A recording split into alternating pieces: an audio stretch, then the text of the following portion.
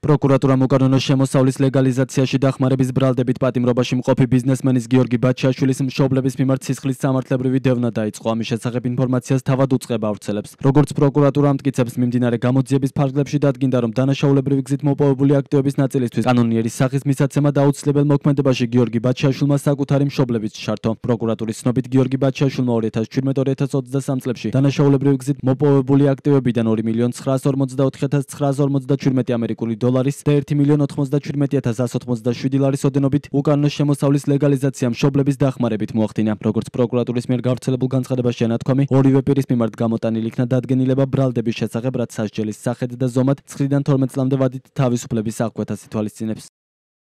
მანამდე პროკურატურამ გიორგი ბაჩაშვილის მშობლების ანგარიშები და სხვა აქტივები დააყადაღა. უწყებაში ამბობენ, რომ ეს ის ქონება, რომელიც გიორგი ბაჩაშვილის მიერ დანაშაულის ჩადენის და შემდგომ პერიოდშია შეძენილი. ყადაღა გამოიყენეს ეგრეთ წოდებული ბიტკოინების საქმეზე მიმდინარე გამოძიების ფარგლებში. ამ საქმეზე დიდი ოდენობით თანხის მითვისებისა და უკანონო შემოსავლის ლეგალიზაციაში ბაჩაშვილი დამნაშავედაა ცნობილი. საქმეში დაზარალებული სტატუსით ქართული ოცნების დამფუძნებელი ბიძინა ივანიშვილია. თავად გიორგი ბაჩაშვილი დანაშაულს არ აღიარებს და ამბობს, რომ ეგრეთ წოდებული ბიტკოინების საქმეში ბიძინა ივანიშვილი ინვესტორი არ ყოფილა და მისთვის კუთვნილი ბიტკოინები არ მოუპარავს. ბაჩაშვილის თქმით, ეს ბანკის ცეცხლი იყო და სასესხო ხელშეკრულებაში გათვალისწინებული თანხა და პროცენტი ბანკს უკან დაუბრუნა.